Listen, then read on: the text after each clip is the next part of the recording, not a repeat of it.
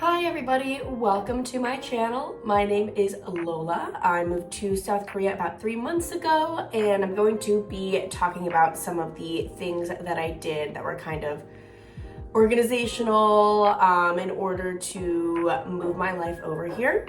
So one of the things that I had to do was bring my cat over here. So if you are going to be bringing an animal over here, you will most likely not be coming over here on Epic. That is if you're coming over here to teach. So with Epic, you are typically placed kind of wherever they tell you you can go, especially if it's your first time, and they really don't allow pets. So because of that, I ended up going with a Hagwon, which is a private school here in Korea. There's some differences between Hagwons and Epic, the Epic being the public school system and Hagwons being the private school system, which I could talk about in a different video. But in this one, I'm going to be focused on just the process of bringing a cat over here. Now, some of this might work for a dog as well, especially if it's a smaller dog. But the difference would be when it comes to airline travel. I was able to bring my cat with me in the cabin instead of having to check her. So that would kind of be a difference that I wouldn't be as informed about. But anyways, so let's start with the actual USDA regulations. So on the USDA website, you'll be able to see, they give you some guidelines on what you need in order to bring a cat over to South Korea. So one of the things that you are going to need is called a rabies titer test. So what the rabies titer test does is basically it's a test that makes sure that your cat has rabies antibodies in it after it has gotten the vaccine, the rabies vaccine. So you can't just provide rabies vaccine paperwork. You have to have this test done that basically gets sent to a lab and shows that the rabies vaccine worked. Now, this thing cost $400. This whole, I would say the entire, financially speaking, the entire cost of all of the things is gonna run you up about $1,000 to get your cat over to South Korea. So just make sure that you are prepared for that. I started my planning about 6 months before I actually left. But yeah, a lot of the things kind of feel like a money grab, but it is what it is. So anyways, so the first thing was the rabies titer test. Ran me about $400. I just called a vet. I let them know my situation, that I was going to be traveling to South Korea. The vet that I went to was called Lund Animal Hospital in Boca. They were great, super informed on pet travel. So if you can find yourself a vet that is very informed with regards to pet travel, highly suggest going, choosing a vet like that. So they need the rabies titer test, and then they need a USDA certification. So the USDA certification is something that they need to get. There's about a 10-day window. So 10 days before your departure date is when you are supposed to get the USDA certification.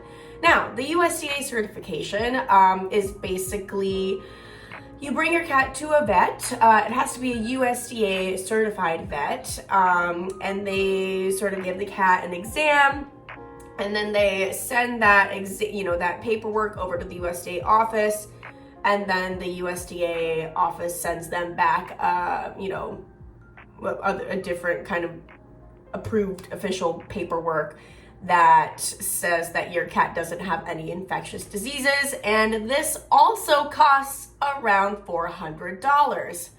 So we're up to $800 in costs now. So yeah, I got mine, I think it was about 5 days before my departure.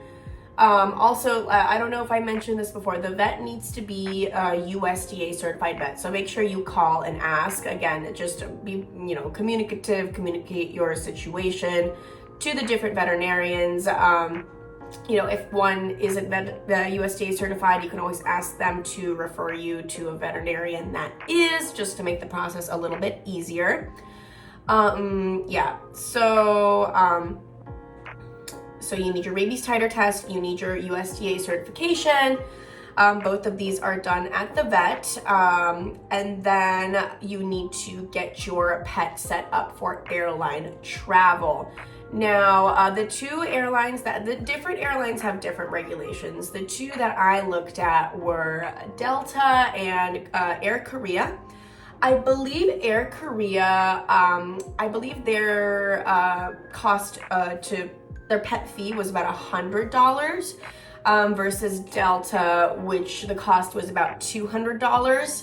All in all, though, with the actual difference in flight, the actual flight ticket cost for me to go, it ended up, pretty much being about the same. But that was, that's just what the prices were for the actual airline ticket at the time that I was going, which was late February. So I ended up going with Delta, so I paid the $200 pet fee. I also called them because they do say that the pets are on a first come, first serve basis. So what I did was I let them know ahead of time, hey, I'm going to be traveling with a pet, because they don't let you pay the fee ahead of time. They make you pay it once you're at the airport, like checking your bags. So that's why I just called to let them know ahead of time, hey, I'm going to be traveling with a pet. Please let her on, or we are going to have a very bad time. I didn't say that, but we would have. So all in all, with the USDA certification, that was about $400. The rabies titer test was also another $400, and then the airline pet fee was $200. So we're at about $1,000 right now. And then you also want to make sure that you get an airline approved pet carrier. I didn't have any issues. I just searched airline approved pet carrier into Amazon, and what I got was this. So I got her this carrier. It's good because it opens up on the side and then you can close it back up. So it kind of gives her a little bit more room. Same with this side over here. It's been used quite a lot. Every vet I go to is like, wow, this is a really good carrier. So maybe I can post the link to it or something in the bio if you guys want to get it for yourselves. I just got it on Amazon, so anything similar would probably be okay. Yeah, so, and I think that was about $40 to $60. So, on top of everything else, it doesn't seem like that much. So yeah, bringing your cat over to Korea can be a little bit costly, but it's definitely worth it. You don't want to have to scramble to find somebody to take your cat for like a year. Who knows if they're gonna get attached or what. I definitely, it wasn't a question. I wanted her to come with me. As far as the actual travel, it's definitely, it's like a 16-hour flight from where I was coming, because I was flying out of ATL. So it's definitely going to be a little bit stressful for the animal.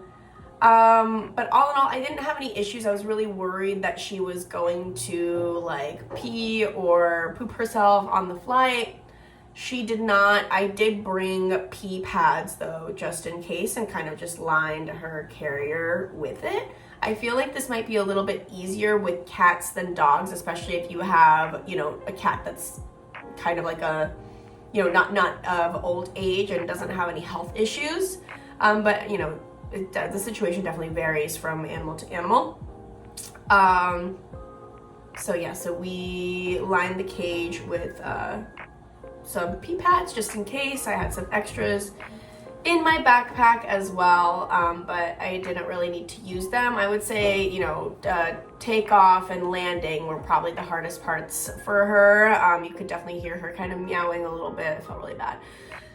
But she survived and I survived and we're here. So she's hiding somewhere. Let me get her. So here is the girl, the beautiful little girl.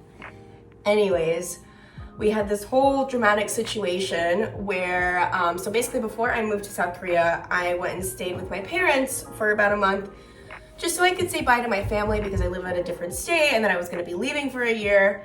And she decided that she wanted to explore the great outdoors, and she jumped out of a window and she broke her femur and her metatarsal. And that landed me at about $7,000 for that surgery.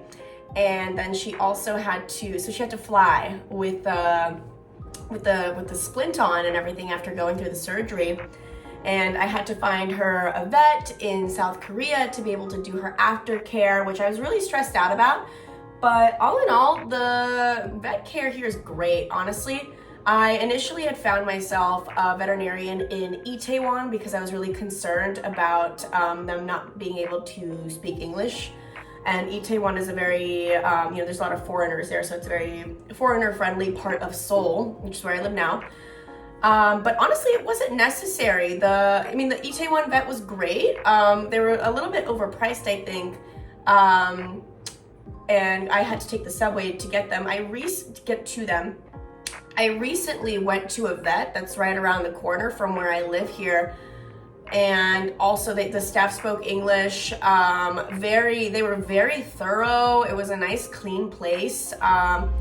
And just the exam ran me up about it was 30,000 won, so maybe $20. So honestly, I'm really happy with the vet care here. So if anything like that does happen to you, where your cat has sort of an unexpected health issue, but they're still okay to travel, you just need to make sure that you have that aftercare. Don't worry, the vet care here is great. So yeah,